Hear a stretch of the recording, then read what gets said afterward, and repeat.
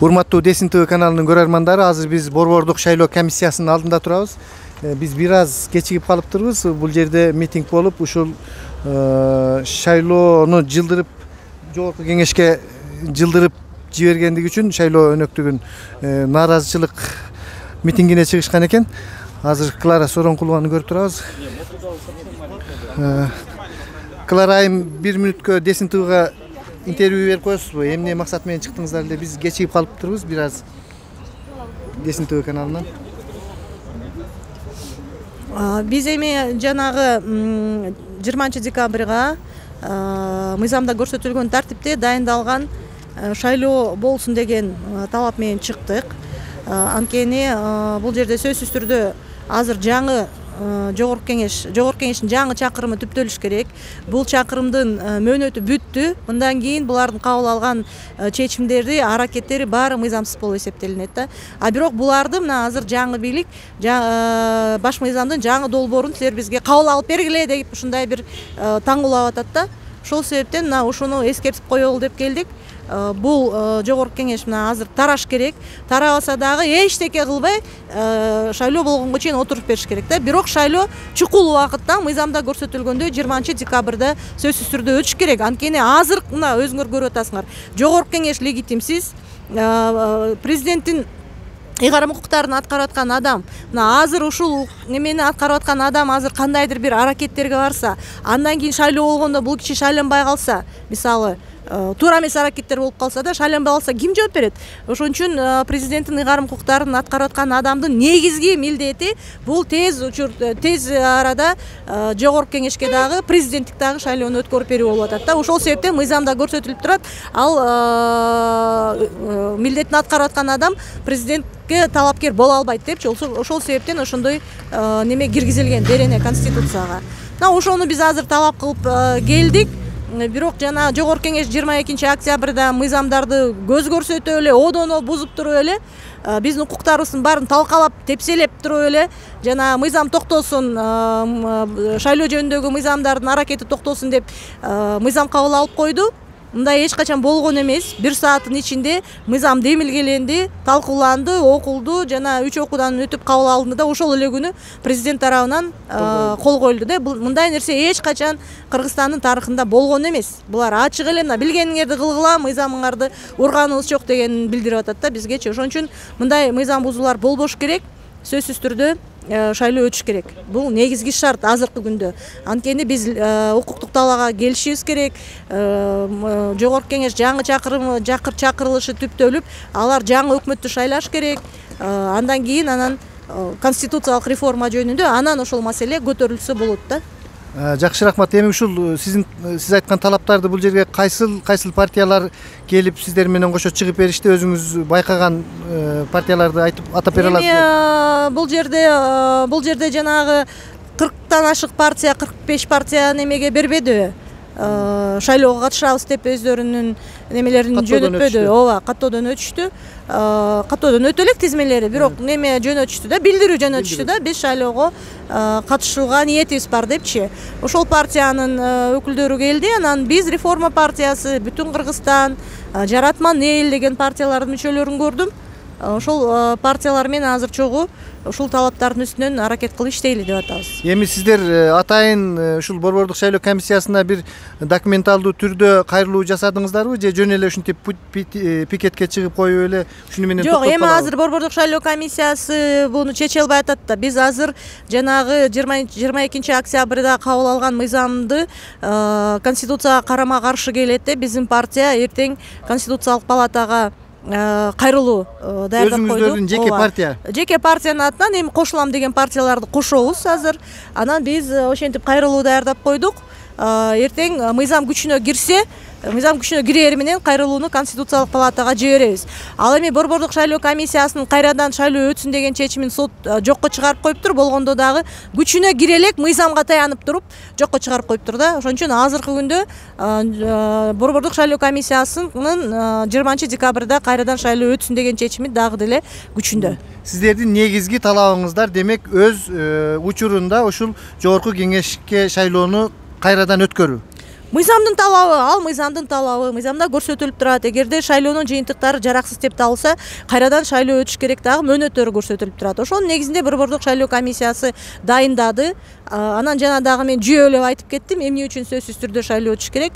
Анткени эгерде жаңы баш мыйзам керек болуп турса, ушунчалык эле элге аны жаңы жогорку кеңеш өткөзсүн да. Бул жогорку кеңештин мөөнөтү бүттү.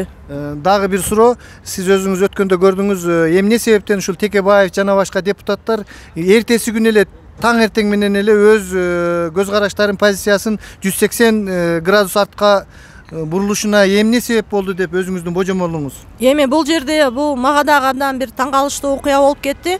Анткени бир күн мурун булар шайлоо болсун, болгондо дагы шайлоонун шарттары, эрежелери жеңилдетилсин деген талап коюп атышты эле. Бирок эртеси кандайдыр бир соодалашуулар болуп кетти дагы. Булар тескерисинче шайлоо токтосун деген мыйзамды демилгелеп, анан Текебаев чында добуш берген жок, бирок Алтынбек Сулайманов демилгеледи дагы, кол дагы коюп берди да, неме добуш да берди да, ошол шайлоо неме өтсүн депчи. Анан дагы бир нерсе айтып кете турган нерсе, жанагы шайлоо токтосун деген мыйзамга президенттин ыйгарым укугун аткаруучу ошол эле күнү кол койду, а бирок жанагы шайлоонун шартын жеңилдеткен бөгөт менен күрөөнү жеңилдеткен мыйзамга дагы деле кол коюла элек. Эми бул кандайдыр бир соодалашуулардын негизинде болгон болушу мүмкүн. Эми кийин бир убакыт өтсө ачыгын чыгарып айтып берер. Азыркы күндө айтыш кыйын эмне себептен болду. Демек, Бир Бол партиясынын жетекчиси демилгелеген мыйзам кол коюла элек. Ал эми Талант Мамытов айткан бул нерселерге кол коюлуп калды. Ооба, ал кол коюлду. Мурунку жанагы күрөө боюнча 3%га түшүрүлгөн, миллионго түшүрүлгөн күрөө 3%га түшүрүлгөн бөгөт боюнча мыйзамга кол коюла элек. Эми кол коюлбай да калышы мүмкүн. Анткени эгерде булар азыр ушул эле максат менен кете берсе, анда шайлоо чындап эле жайында болушу мүмкүн да, болгондо дагы бир мандаттуу система менен болуп калышы мүмкүн да. Анан бул жерде көпчүлүк эл баягы партияларга гыжырланып атканын элдер түшүнбөй атат. Бир мандаттуу шайлоо боло турган болсо, мына ошого окшогон жаштар, ушул шайлоого катышкан жаштарга толугу менен жол жабылат да, жогорку кеңешке келгенгечи. Анткени бир мандаттуу шайлоодо биз байлар менен же болбосо бандиттер менен атаандаш боло албайбыз. Ал сөзсүз түрдө өзүнүн округунан жеңип келет. Эми акыркы бир суроо сизге, юрист катары. Биз эми мындай карапайым адамдар түшүнбөй калдык. Өмүрбек Чиркешевич Текебаев өзүнүн аракетин ушул кийинки эмеде менин позициямды сактап беребиз дешти, ушул парламенттик өлкөгө айлантабыз дешти. Ошон үчүн мен ушул макул болдум деп жатат. Ал эми президенттин милдетин аткаруучу Садыр Жапаровдун программасын өзүңүз жакшы билесиз. Ал президенттик мамлекетке барабыз, вице-президент деп. Эми экөөнүн көз караштары такыр эле эки башка. Ал эми Өмүрбек Чиркешевич бул жерде кандайдыр бир өз электоратын актануу иретиндеби ушундай пикирди айтып жатат. Алтынбек Сулайманов дагы Өмүрбек Текебаев дагы кандайдыр бир себептер менен мажбурланды демилгелегенгечи. Анан Алтынбек Сулайманов айтып атпайбы, биз демилгелебесек деле бул мыйзам өтмөк депчи. Эми башка позицияда тургандан кийин демилгелебей деле коюшса болмок. Бирок кандайдыр бир шарттар болду. Өмүрбек Текебаевди мисалы мындай адамдык жактан түшүнсө болот. Анткени мына ушул күнгө чейин анын иши сотто дагы деле актала элек, күнөөсү жок болсо дагы.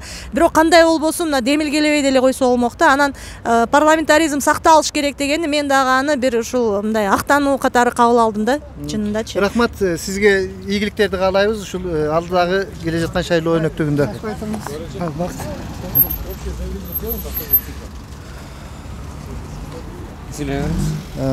Урматтуу Десин ТВ каналынын көрөрмандары, бул жерде бүтүн Кыргызстан саясий партиясынын дагы талаптары болгон эле. Биз тилекке каршы кечигибирээк келиптирбиз. Мен ошол кагазынан бирди алып алдым эле. Мага бересиңби? Мен окуп берип коеюн. Ошол берек тургула.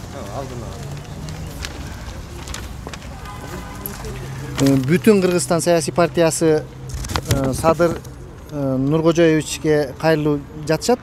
Кыргыз Республикасынын президенти милдетин аткаруучу премьер-министр Садыр Нуркожоевич Жапаровго бүтүн Кыргызстан саясий партиясынын мүчөлөрү жана тарапташтарынан деп.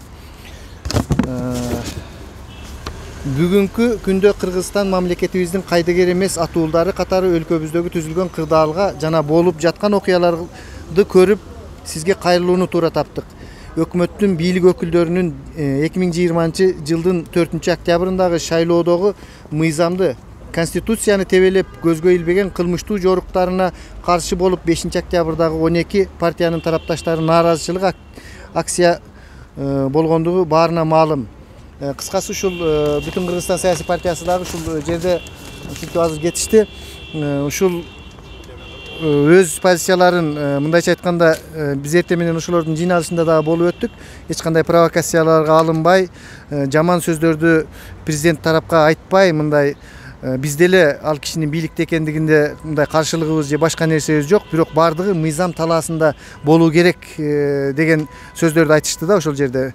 Ошол анда эмесе урматтуу Десин ТВ каналынын көрөрмандары, ушуну менен биз Борбордук шайлоо комиссиясынын алдындагы митингден бүтүрөбүз. Биз тилекке каршы кечирээк келип калыптырбыз. Көп адамдардан интервью ала албай калдык.